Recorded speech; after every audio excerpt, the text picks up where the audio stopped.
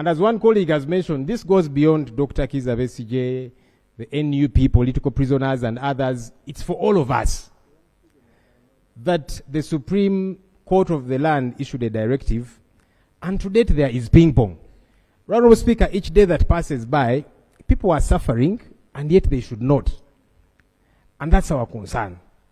So the reason people keep raising this matter, and I want to appreciate colleagues who keep raising this matter. I know, right, Honorable Speaker, you're saying they keep raising it so that they are seen to talk. Well, we come here to talk on behalf of people out there. And like I said, even if it is one person, we should fight for the right of that one individual. Honorable Speaker, government needs to help us. Because yesterday we were with the Attorney General. He did not help us. I think he was being quixotic on many things. Back and forth, saying this, that, and the other. And so there was no end in sight. I'm hoping that the Deputy Attorney General, who is here, will help us to shape up, whether it be some kind of timeline, whether it be some kind of hope that what the Supreme Court ordered is going to be followed. That's the cry of us, right, Honorable Speaker. Thank you. And I really want to appreciate you, because the same with Honorable Odur. Okay, if this was put to government, I would call on government to answer. I can't answer on their behalf. Attorney General. Thank you very much, Honorable Speaker. I want to appreciate Honorable Jonathan Odur, who was more direct, like the others who intended to reopen debate that we had yesterday. I do understand the anxiety and the need to know what is going on following the decision of the Supreme Court. But I want you to understand that there are procedures, there are processes to be followed. As Attorney General's chambers, we would expect that if the court-martial is to hand over the files, because remember the Supreme Court says the trials should cease and be transferred. So once they do that, they would copy us in as Attorney General's chambers.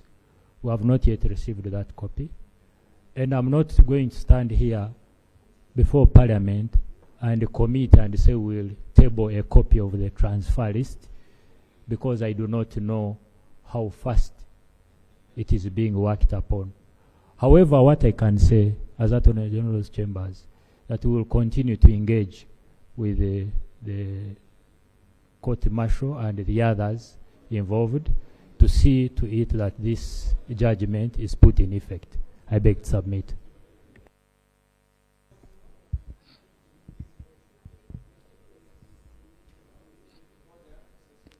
Thank you, Attorney General. I don't have anyone on the floor. Yes. I think what Attorney General has answered is in relation to yesterday's. Since yesterday, there are no new updates. If I Thank you, Right Honourable Speaker. With all due respect to the Land Attorney General, he has just made a huge contradiction of his superior.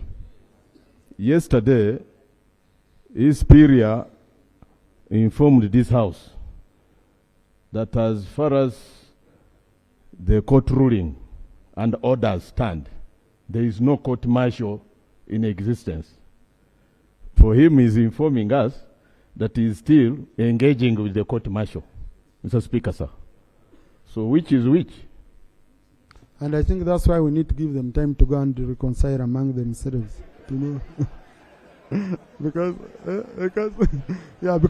I think maybe the deputy has not yet been updated on what the Attorney General is having, or I don't know. So I have said clearly, in as far as the enforcement of the Supreme Court order is concerned,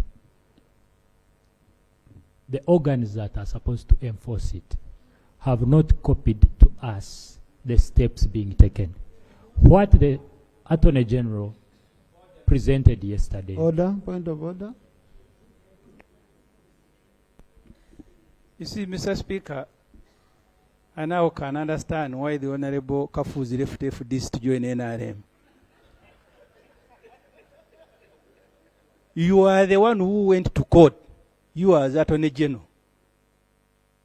And the court gave you instructions. Now you are saying they haven't copied it to you.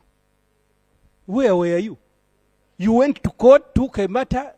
The Supreme Court made a ruling. Is the Honorable Kafuzi in order to pretend that he must be activated by people who didn't go to court? Yet it is the Attorney General's chambers that went to court. Is he in order?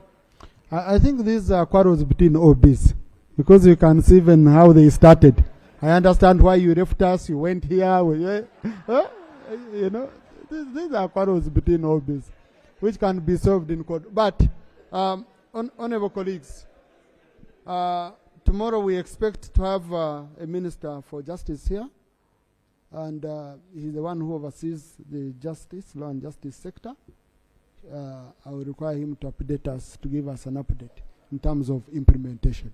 The one who oversees the whole sector of land justice. It is, let's handle it that way. Next item. No matters of national importance, push to tomorrow.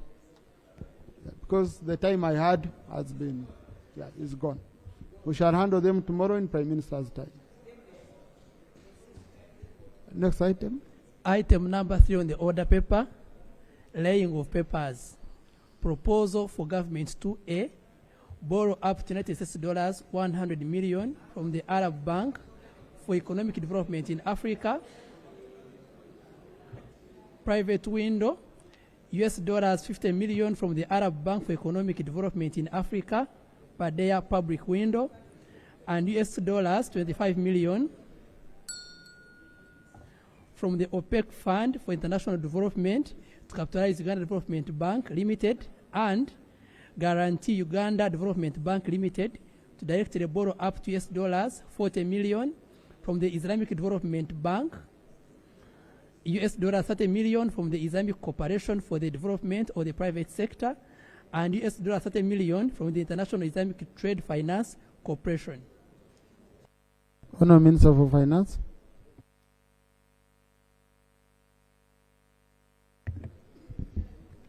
Right Honourable Speaker and colleagues, I beg to lay on table a proposal to borrow up to US $100 million from the Arab Bank for Economic Development in Africa, Badea, private window, US $50 million from the Arab Bank for Economic Development in Africa, Badea, public window, and US $25 million from the OPEC Fund for International Development to capitalize Uganda Development Bank, and also guarantee Uganda Development Bank Limited to directly borrow up to US $40 million from the Islamic Development IDB, from the Islamic Development Bank IDB,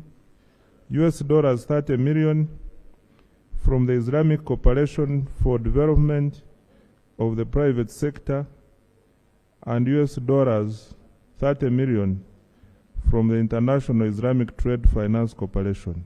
I beg to lay right Honourable Speaker. Thank you, Honourable Minister. Proposals referred to the Committee on National Economy to handle in consultation with the relevant sector committees. Next item. Item number 4 on the order paper, motion for a resolution of Parliament authorize government to allocate budgets for the financial year 2024/2025 and revise work plans for institutions affected under the Rationalization of Government Agencies and Public Expenditures RAPEX reform. Honourable Minister for Finance.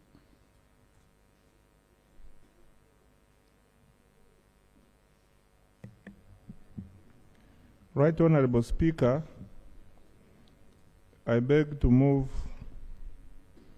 a motion for reallocation of budget estimates for financial year 2024-25 and revised work plans for institutions affected under rationalization of government agencies and public expenditure reform, RAPEX. I beg to move, Right Honorable Speaker.